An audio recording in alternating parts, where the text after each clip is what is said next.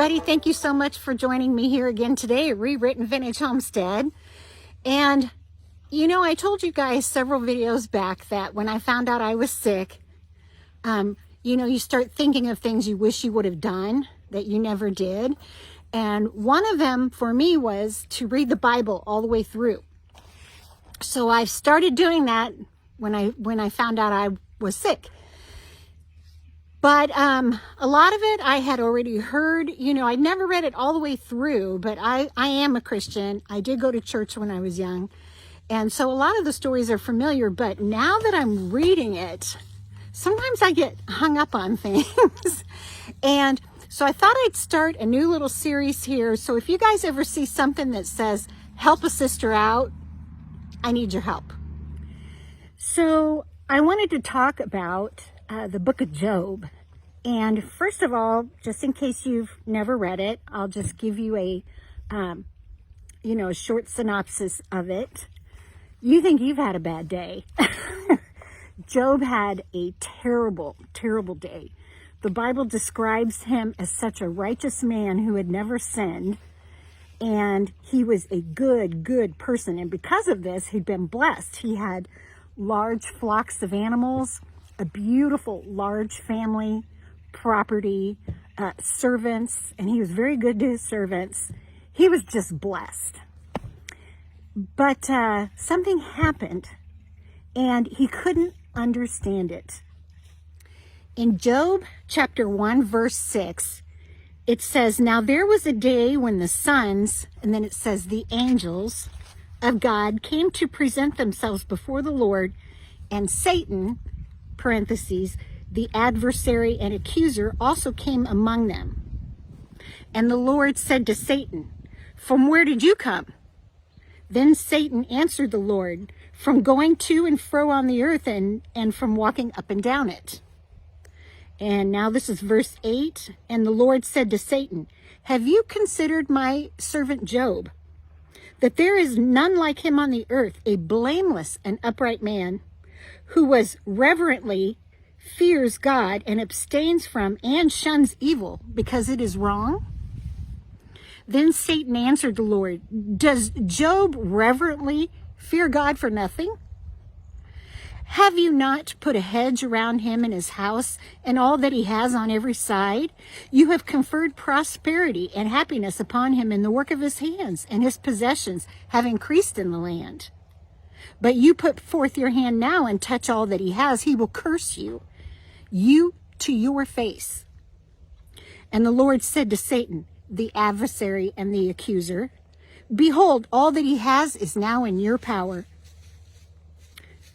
Only upon the man himself put not forth your hand.' So Satan went forth from the presence of the Lord." So this is what I need help with, you guys, and then I'll keep on with the story. It says, "There was a day when the sons, the angels of God, came to present themselves before the Lord, and Satan was among them." Now, I haven't gotten to the part yet, but I know that Satan was a fallen angel, or that's what I was taught, that he was a fallen angel. What I don't understand is how, if he's already being described as the accuser, how is he able to even present himself to God? Because God can't be around sin, and especially that. So I don't understand how he is, number one, able to even converse with God who's holy. So I need a little help on that. Number two, and then it seems like Satan is tempting God. You know, I'll bet you that if you take away everything he has, he'll turn on you. And it's like God took him up on the bet. You know, I don't understand that either. I don't understand how God could would do that, would allow that to happen. So you guys, help me out with this part, okay? And then let's go on to the story. And on that day, messenger after messenger after messenger came and told Job the bad news. He had lost his family. He had lost his herds. He had lost his servants. He'd lost his house. He lost everything in the course of a day. Satan did everything, took everything away from him, but killed him. But even then, Job praised God. God gave me all of these things. God can take them away, you know, and I will praise his name for even giving them to me and giving me life. But then once again, now this is in chapter 2, and it's verse 1. Again, there was a day when the sons of God, so that means Satan was a son of God. Did you guys know that? I knew he was an angel. Okay, this just blows my mind. Okay, the sons of God came to present themselves before the Lord, and Satan came also among them to present himself before the Lord. And the Lord said to Satan, "From where do you come?" And Satan answered the Lord, "From going to and fro on earth and walking up and down on it." And the Lord said to Satan, "Have you considered my servant Job, that there is none like him on earth, a blameless and upright man, one who reverently fears God and abstains from and shuns all evil, because it is wrong? And still he holds fast to his integrity, although you moved me against him to destroy him without cause." See what I mean? God let Satan move him to destroy him without cause. So it was God that did these things, not Satan. Satan made a bet with God, basically, and God did what Satan said to see what would happen. Help! But then Satan said, "Put forth your hand now and touch his bone and his flesh, and he will curse and renounce you to your face." And the Lord said to Satan, "Behold, here is your hand, only spare his life." So Satan went forth from the presence of the Lord and smote Job with loathsome and painful sores from the sole of his foot to the crown of his head. So, you know, then Satan says, yeah, you took away all of his stuff, you killed his family, you did all that, but he's still breathing. You know, do something to his body and let's see what happens. So he's covered from head to toe in these blistering sores that you can't sit, you can't lay down, you can't get comfortable. They itch, they hurt, they burn. He is in misery. Now this is where Job starts saying, "Help me, God, I don't understand. I don't understand." He had been taught up until this point that bad things only happen to people who sin. Good people, righteous people, nothing happens to them. He was good and righteous. Nothing ever happened to him. He had a blessed life. So now bad things were happening to him. What could be the reason? And this is where his friends come in. And I think when his friends come in and the conversations that they have with each other, and Job's pouring out his heart, can you imagine? You guys, I actually cried last night, putting myself in his shoes, thinking about losing. It's bad enough when you have a fire and you lose your home. That's terrible. You know, if I would lose my Marshall or something, that would be terrible. Terrible. If I would lose my home and Marshall on the same day, that would be awful. I mean, just awful. But if I would lose my home, my Marshall, my children, my grandchildren, all in the same day, I don't think you could get me up, honestly. I'd be digging a hole right beside him. But Job continued to be faithful, and then until he was physically sick. And some of the verses are just absolutely heart-wrenching and beautiful. So at first he has 3 friends that come and sit with him. And, you know, that is an excellent, excellent lesson on friendship. You know, a lot of times we hear anymore, social media, you know, you have my thoughts and prayers. You're in my thoughts and prayers. You know, we don't know what to say, do we? I am praying for you, but But sometimes all that's needed is for you to sit with someone. And that's what they did. I think the Bible says for 7 days they just sat. They didn't have the answers, you know. But then they all started thinking about it, you know, and yeah, they all started thinking about it. And, you know, Job is still just, you know, a mess. And they all start saying, you know, Job, you had to have sinned somewhere. You know, you can't be as righteous as you think you are. You had to sin somewhere. If it wasn't you, it had to be your family. Someone in your family sinned, and so their sins are being, you know, taken out on you. And he keeps telling them over and over, I have not sinned. I have not sinned. My children were raised by me, as were my grandchildren. They are just like me. We did not sin. So there's something wrong with this. Why am I being tortured? I have not sinned. Well, his friends, I mean, they just weren't hearing it. By this time, they're like, you had to have done something. Maybe unconsciously, you did something. Maybe not on purpose, you did something. Maybe you've hidden it in the back of your memory and you did something. But you're getting paid back right here.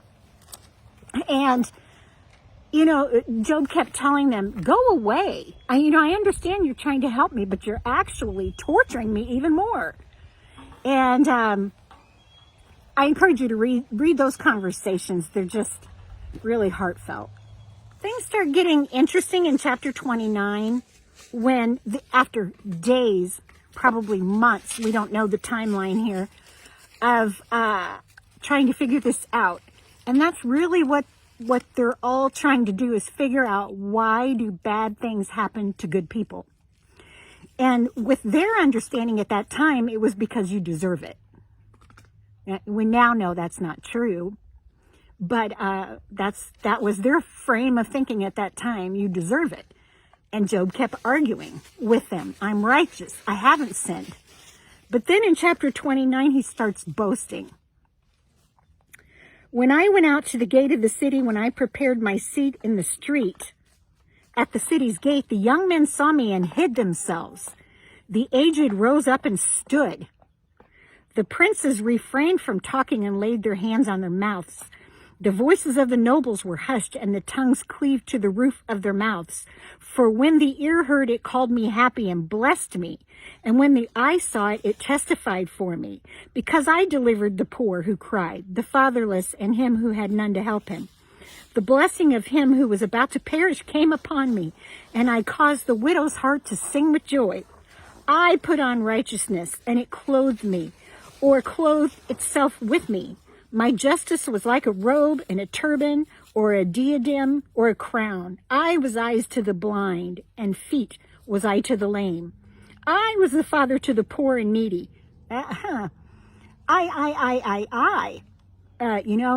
not talking about God here, is he? He's not talking about how God moved him to do these things. It's very boastful. So there might be a little bit of truth into what this was actually all about, right? Job also gets a little sassy in chapter 13 when he says, surely I wish to speak to the Almighty, and I desire to argue and reason my case with God, that he may explain the conflict between what I believe of him and what I see of him. Ooh. So, aren't these, basically in Job, we see the different stages of grief. You try to accept it like he did in the beginning, but then things got worse. And then it was like, it wasn't real. He tried to distance himself from it mentally. This isn't real. This can't be happening. To anger, to almost being so angry with God that I've heard people say there can't be a God because. There can't be a God because I lost so-and-so, or so-and-so died this way. And those are all natural parts of grieving. And we see Job going through the same thing. And then he starts saying, I'm so great. I'm so righteous. Why would it come to me?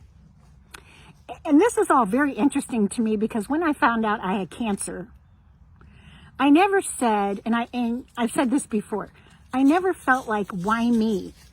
And I never cried and all this stuff about why me, why me? I basically felt like, well, why not me? You know, how am I any different than anybody else? I mean, we hear of people all the time getting cancer. And so I felt like it was just kind of my turn, you know, and what was I going to do with it? And God knows what I'm going to do with it. So, you know, at this point, Job is really, really upset and heartbroken. And then God steps in. In chapter 36, there's a young man listening to all of this at one point, and he is almost afraid to say anything because he is a young man. And at that time, the older you were, the more wisdom you had. You don't dare question anything. Elihu, I believe is how you say it, Elihu maybe, was his name. And in what he's saying, we hear a lot of what other people tell us when we're grieving. So in verse 2, chapter 36, he says, "Bear with me and wait a little longer, and I will show you, for I have something still to say on God's behalf." And that reminded me of when you lose someone or something bad happens to you, and somebody will say, you know, we'll know, someday we'll know why this happened. You know, just wait it out. We don't know the answers, but eventually it will be revealed. The young man also starts repeating things that he had learned, such as God made the mountains, God made earth, God made animals, God made the sky, the oceans, the mountains. How dare you think you can go to God and plead your case? He's too mighty for that. He is not going to listen to you. All of these friends are very good-hearted. They're really trying to help. Actually, they're begging him, confess, confess. And those sores will be gone and everything will go back to normal. You know, just please, please confess. And of course, Job isn't doing it because he hasn't done anything. Then a big swirl of cloud and fire appeared, and it was God's voice to all of the men. But he said to Job, "Who is this that darkens counsel by my words without knowledge?" In other words, all of you are speaking for me. You are speaking about me. You are saying you've interpreted my words to mean this. Don't ever think that you are so enlightened that you know me. I mean, God wants us to know him, yes.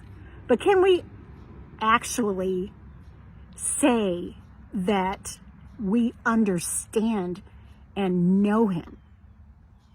No, I don't think so. I think we can know what he's about. He's told us.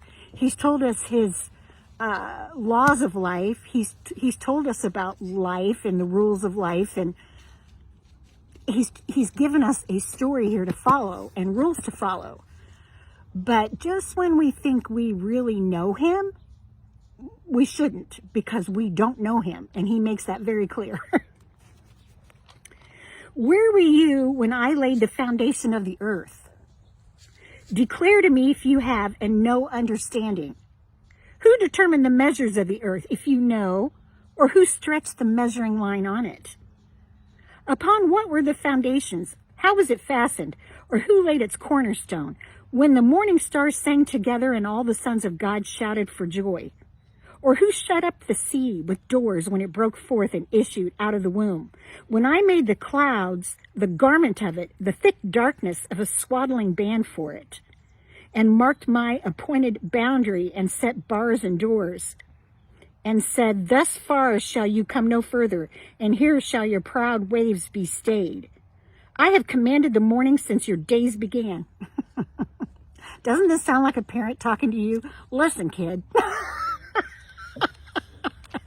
I am older than you. I have lived this life. I have had these experiences. Now you're going to listen to me. Isn't that what it sounds like? From the wicked their light is withheld, and their uplifted arm is broken. Have you explored the springs of the sea, or have you walked in the recess of the deep? And God goes on and on and on to say, it was me. It wasn't you. You don't know what you're talking about. And I don't appreciate you. In chapter 42, Job apologizes to God.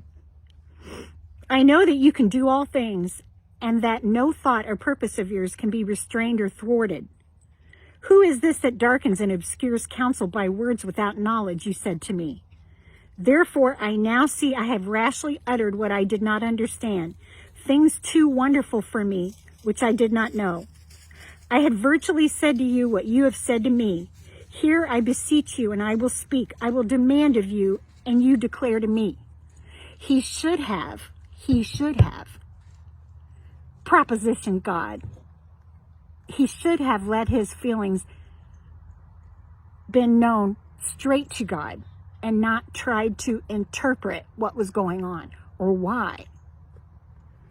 And after the Lord had spoken those words to Job, the Lord said of the men that were trying to give him counsel, my wrath is kindled against you, because they were telling him all the wrong advice, saying all of the wrong words.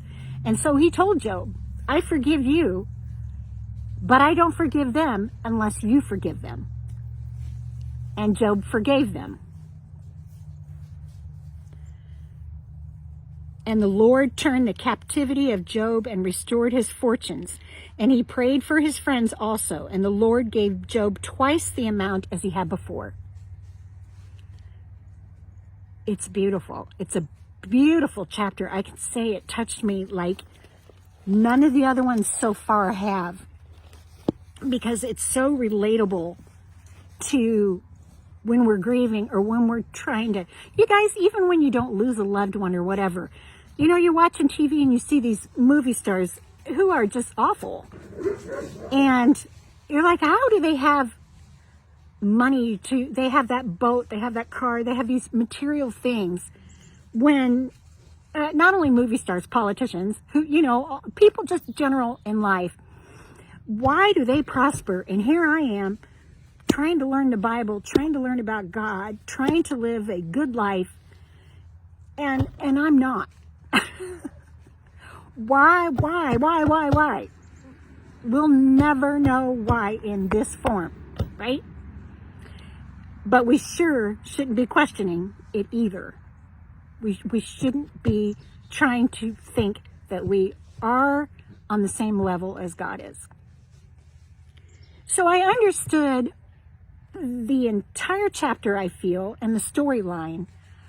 I don't get the Satan thing. I don't get how he was, number one of God's sons, is how he's described, and an angel, although, yeah, like I said before, I think it tells in the book of Revelation that he was an angel that fell from heaven. So I get that, but I don't get how God will even talk to him, being as holy as he is, and how God let him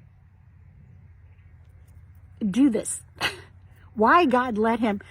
Now you would think logically God did this so that he could show Satan, you know, I'm going to show you that he won't turn against me, you know.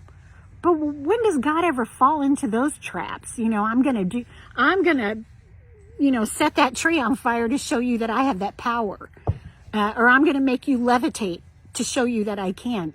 I mean, other than in the book of, you know, Moses, when he was taking everyone out of Egypt, and it was important to show all of these miracles.